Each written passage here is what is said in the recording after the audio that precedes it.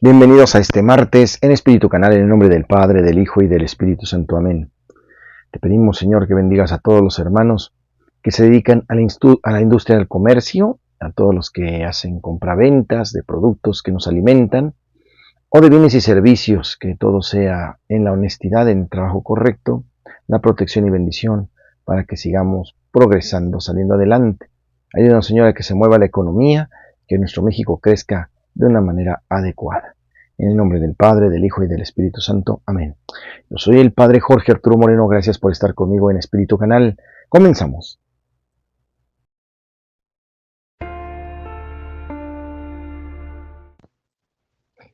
Lectura del Santo Evangelio según San Mateo, capítulo 23, versos del 1 al 12. En aquel tiempo Jesús dijo a las multitudes y a sus discípulos: En la cátedra de Moisés se han sentado los escribas y fariseos. Hagan pues todo lo que les digan, pero no imiten sus obras, porque dicen una cosa y hacen otra. Hacen fardos muy pesados y difíciles de llevar y los echan sobre las espaldas de los hombres. Pero ellos ni con el dedo los quieren mover. Todo lo hacen para que los vea la gente. Ensanchan las filacterias y las franjas del manto. Les agrada ocupar los primeros lugares en los banquetes y los asientos de honor en las sinagogas. Les gusta que los saluden en las plazas y que la gente los llame maestros. Ustedes, en cambio, no dejen que los llamen maestros, porque no tienen más que un maestro. Y todos ustedes son hermanos. A ningún hombre sobre la tierra lo llamen Padre, porque el Padre de ustedes es solo el Padre Celestial. No se dejen llamar guías, porque el guía de ustedes es solamente Cristo. Que el mayor de entre ustedes sea su servidor, porque el que se enaltece será humillado, y el que se humilla será enaltecido. Palabra del Señor.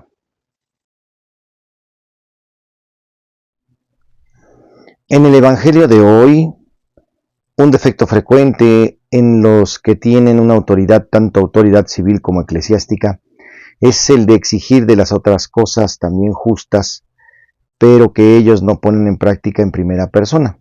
Tienen una doble vida, dice Jesús: atan cargas pesadas y las echan a las espaldas de la gente, pero ellos ni con el dedo las quieren mover.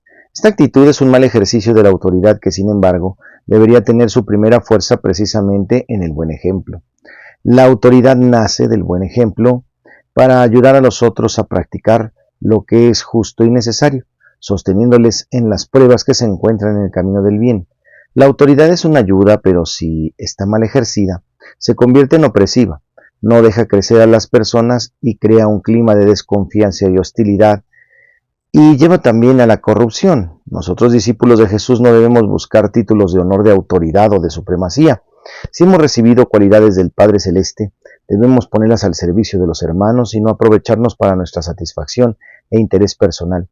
No debemos considerar superiores a los otros, no debemos considerar nosotros superiores a los otros, y en esa actitud a veces superflua nos volvemos vanos, no debemos considerarnos en ese sentido aplastantes o destructores. La modestia es esencial para la existencia que quiere ser conforme a la enseñanza de Jesús, que es manso y humilde de corazón y ha venido no para ser servido, sino para servir. Y aquí el tema de no llamen a nadie guía, no llamen a nadie maestro, no llamen a nadie padre. Bueno, pues en la vida llamamos maestros a los profesores, hasta los maestros albañiles. Llamamos guías hasta los guías de turistas y llamamos padres a los sacerdotes. Entendamos no el término por el término, no es en sí llanamente el término, sino lo que significa, ¿verdad? El decir padre en el sentido de tú eres mi padre, yo te obedezco como tal, en el sentido divino, ¿no? Aquí es un padre espiritual el que conduce, el representante de Cristo. Esa es la situación y por eso el término. Lo mismo el guía de turistas no es el guía de la vida, sino simplemente te va a llevar a un lugar.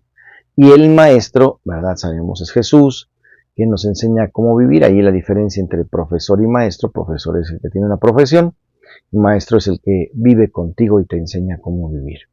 En cuestión de términos, lo que significa, ¿verdad? El único Padre, el único Señor, el único guía, el único Rey es Dios. De eso se trata. Y bueno, pues nosotros los hombres estamos en este camino de crecimiento humano y espiritual, a los que nos toca representarlo en la tierra como sacerdotes, ¿verdad? Se nos dice con cariño Padre, ¿verdad? También nos pueden llamar señor cura, si es párroco, o sacerdote simplemente. No hay ningún problema, pero sí aclaramos que no hay pecado en este sentido. En el Evangelio de hoy.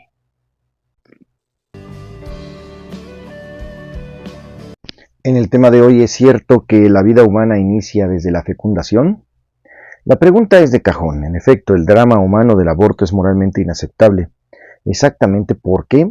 Por pequeño que sea, el embrión es un ser humano desde la fecundación. Por lo menos, esta es la posición científica y filosófica más segura que la doctrina moral de la Iglesia asume como propia. ¿Qué se entiende por aborto? Se entiende la interrupción del embarazo cuando el feto no es viable antes de 28 semanas, es decir, cuando no puede subsistir por sí solo fuera del seno materno. El embarazo consiste en el estado fisiológico de una mujer que lleva en su útero el producto de la concepción, que permanece normalmente unos 270 a 280 días. La anidación, o sea, las etapas de implantación del embrión en el útero, normalmente acontece en el 8º día, después de la fecundación, y constituye el periodo más delicado de todo el proceso del embarazo.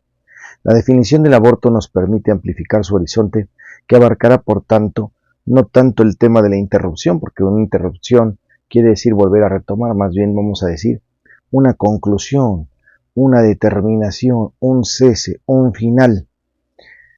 Vemos entonces que se termina la vida, se acaba el embarazo en cualquier etapa de su desarrollo, cigoto, embrión y feto. El aborto es un fenómeno complejo de naturaleza jurídica, médica, religiosa y moral.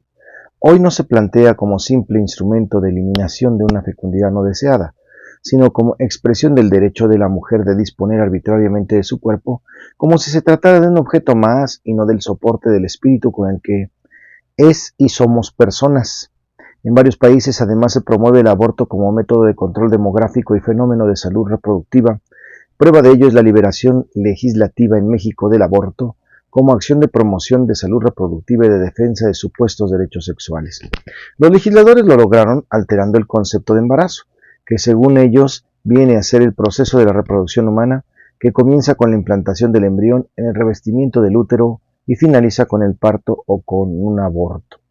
Un trastorno conceptual de esta naturaleza obviamente tiene graves implicaciones éticas, desde el momento que, antes de la implantación, la supresión del feto y la interrupción del embarazo no podrán ser calificados como aborto y tampoco penalizados. La sociedad de hoy, ¿qué opina del aborto? La creciente permisividad moral, el feminismo radical, la mayor tolerancia social y jurídica y el crecimiento demográfico son algunas de las razones que han convertido a nuestra civilización postmoderna en abortista. Por otro camino, la ciencia no siempre considera la fecundación como el momento inicial de la vida humana. Algunos científicos, en efecto, creen que la vida humana solo comienza a partir de la implantación del embrión en el útero, y otros piensan que no se podría afirmar el comienzo de la vida humana hasta poder constatar el desarrollo de la corteza cerebral. Esta nueva cultura, en lugar de defender el tradicional derecho a la vida de los embriones, parece más bien defender el derecho a no nacer de los mismos cuando se detecta que son portadores de alguna enfermedad o de algún defecto. Desechar fetos defectuosos se ha convertido hoy en día en una forma de altruismo y en deber moral. La tendencia es la de poder elegir niños siempre más perfectos, eliminando a aquellos que, arriesgando de no serlo, en aras de un culto obsesivo e inhumano a la perfección física. ¿Por qué razón o qué razones, cuáles son las indicaciones que pueden acceder al aborto legal?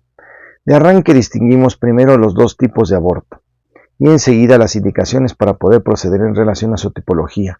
El aborto puede ser aborto espontáneo, que es aquel que acontece por causas naturales y que no constituyen propiamente un problema moral ni legal. Y segundo, el aborto provocado, es aquel que se debe a la intervención humana libre y consciente. Aborto según la razón indicación. En este tema, el aborto terapéutico se efectúa para evitar algún peligro, sobre todo el de la vida de la mujer gestante. El aborto eugenésico, para que impida que el nuevo ser nazca con anomalías o malformaciones congénitas. El aborto demográfico, para remediar la explosión demográfica, sobre todo en los países más pobres. El aborto socioeconómico, para no crear más dificultades a la mujer de escasos recursos económicos. Y el aborto humanístico o humanitario ético, para eliminar una deshonra social, personal o familiar, por ejemplo, en caso de violación o embarazo indeseado y prematrimonial. Así las cosas en nuestro mundo en el tema de hoy. Para santos y conversos, hoy celebramos a San Basilio de Constantinopla y Procopio de Capolita. En este martirologio romano en Constantinopla, los santos Basilio y Procopio de Capolita, monjes que en tiempo del emperador León III lucharon decididamente en favor del culto a las santas imágenes. San Basilio y su compañero Procopio de Decápolis de Isaura fueron monjes que sufrieron durante el reinado del emperador iconoclasta León Isauro. Iconoclasta quiere decir que está en contra de las imágenes. Del 717 al 741, quien luego de obligar el bautismo de todos los judíos y montanitas del imperio emitió una serie de edictos contra el culto de las imágenes que fue llamada la Reforma Iconoclasta. Esta prohibición de una costumbre que sin duda había dado lugar a todo tipo de abusos obtuvo el rechazo de la gran mayoría de los teólogos y casi todos los monjes, quienes se opusieron a estas medidas con firmeza. Cuando comenzó la persecución contra los opositores, nuestros santos fueron sometidos brutalmente a diversas torturas y encerrados en la cárcel por al menos 6 años. Sin embargo, su fe nunca desfalleció. Los santos confesores Basilio y Procopio fueron liberados tras la muerte del emperador. Siguieron su vida monástica, instituyendo a muchos a la fe ortodoxa y también a la vida virtuosa, a la vida de la fe. Tenemos estos datos para el día de hoy de estos santos confesores, Basilio de Constantinopla y Procopio de Capolita, santos que vivieron en este tiempo muy fuerte, defendiendo pues el libre culto a las imágenes. Les recordamos que los católicos no adoramos imágenes, veneramos, reconocemos lo que representan.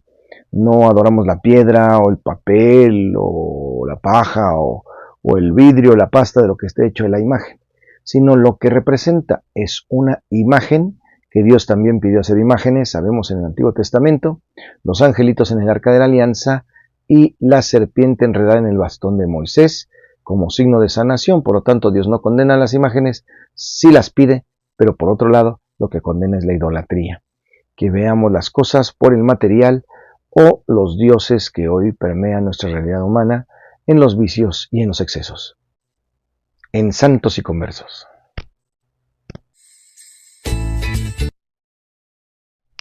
En esta ocasión la rola se llama Si vuelan los ángeles en este lugar, en el canal de Canto de Cristo. Adelante. Si tú sientes silbo apacible y no sabes qué es un ángel llegando aunque no lo ves, para acercar nuestras oraciones a Dios. Sin más, abre el corazón y comienza a cantar, que no hay gozo más grande que el amor celestial.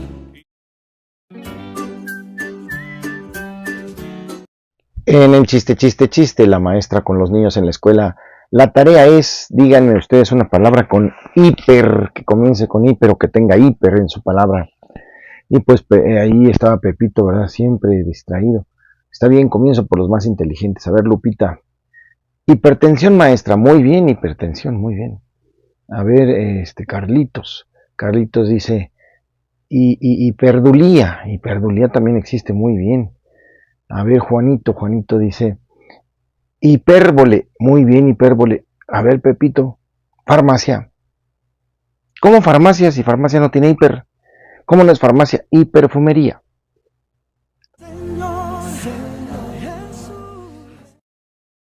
En Curiosidades de la Iglesia Católica, hombre sin falsedad. La escena del llamado Felipe y Natanael nos permite descubrir el perfil de uno de los discípulos sinceros que habían aprendido a vivir y a obrar en la verdad. No practicaban la doble moral ni trataban de congregarse contra nadie, ni congraciarse a nadie. Al principio Natanael cuestionó la mesianidad de Jesús, tropezándose y escandalizándose con su modesto origen nazareno. En la carta de San Juan apreciamos un llamamiento a la congruencia, la certeza de haber pasado de la muerte a la vida a través del bautismo. No es un ritual y nada más, es el reconocimiento de la propia adhesión a Jesús, a su manera de vivir y amar. Quien se identifica como discípulo de Jesús asume gustosamente ese estilo de vida y comienza a vivir pendiente de las necesidades de sus hermanos, sirviéndoles de manera eficaz y generosa. en Curiosidades.